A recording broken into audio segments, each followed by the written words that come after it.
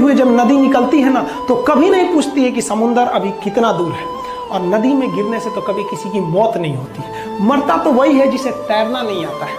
तो हम सब परिस्थितियों के आगे हार जाते हैं, हम हार जाते हैं। परिस्थितियां सबके सामने होती है, जो डट के रहा उसे मंजिल मिली, और जो नहीं डटा वो हार के चला गया।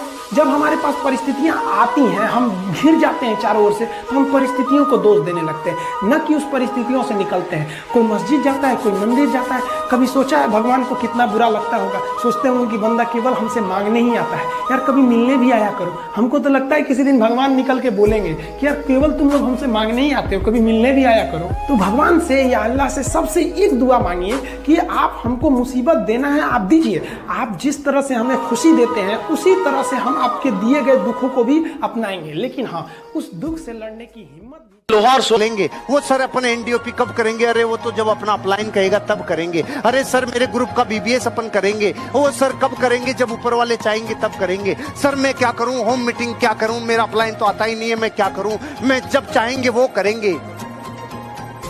अरे अभी कर दे, जब सोचा उसी टाइम ऑन द स्पॉट ही कर दे। होम मीटिंग के लिए दुनिया में किसका वेट कर रहा है? कर दे।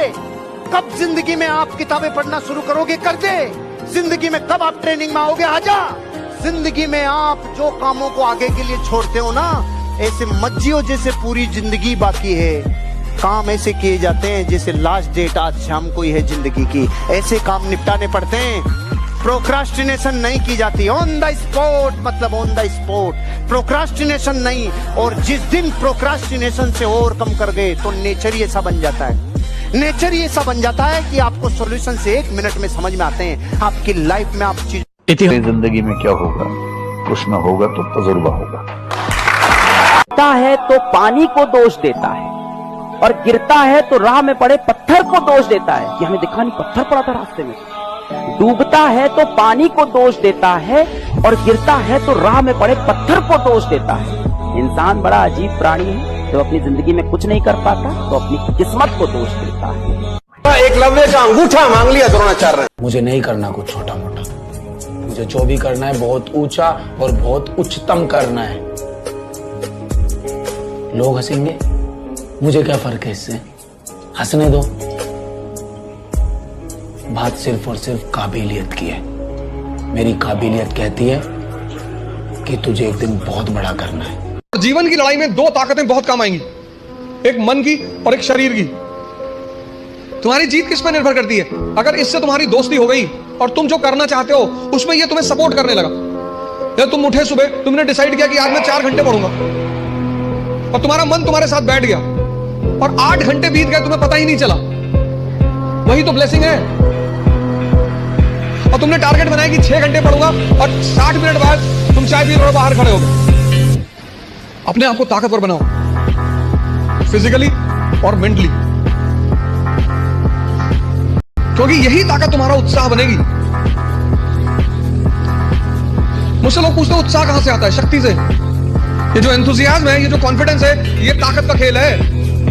अपनी पढ़ाई के साथ जिस चीज को तुम निगलेक्ट करते हो, जो निगलेक्ट करते हो, तो उसमें ध्यान ही नहीं देते, वो चीज है तुम्हारी पर्सनैलिटी।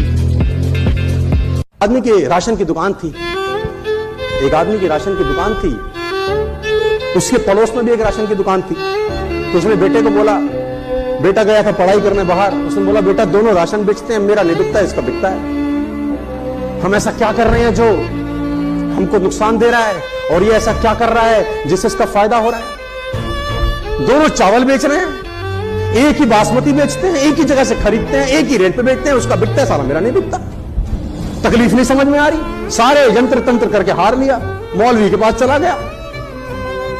अब क्या करूं? बेटे ने बोला 3-4 दिन देखने दो, गौर करने दो, फिर मैं आपको सोल्यूशन देता हूं, हमारी तरह लड़का होगा कोई। उसने 3-4 दिन दोनों को देखा कि करता क्या है, मेरा बाप क्या करता है, ये क्या करता है।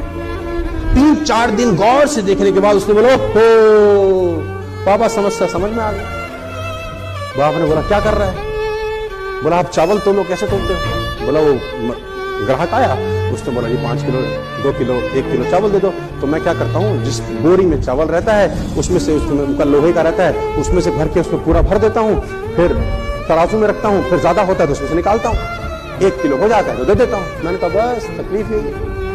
वो आदमी अपने दुकान में क्या करता है, वो भी 1 किलो चावल ही देता है, लेकिन वो तराजू में खाली लिफाफा रखता है और चावल डालता रहता है, डालता रहता है, डालता रहता है, डालता रहता है। देता 1 ही किलो है, लेकिन ग्राहक को लगता है और डाल रहा है, और डाल रहा है, और डाल रहा है। तेरे में लगता है और निकाल रहा है, और निकाल रहा है, और निकाल रहा है, और निकाल रहा है। तू निकालता हुआ दिखता है और वो डालता हुआ दिखता है। देते 1 ही किलो दोनों। तुमको समझ में आया? बाप ने बोला बेटा बात समझ में आ गई। ग्राहक को लगता है तू निकाले जा रहा है, साले और निकाल रहा है, बेटे सब निकाल दे, 1 ही किलो रहा तू।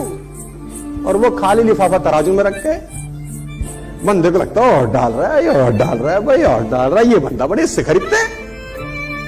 सिंपल फिलॉसफी, दोनों चावल बेच रहे हैं।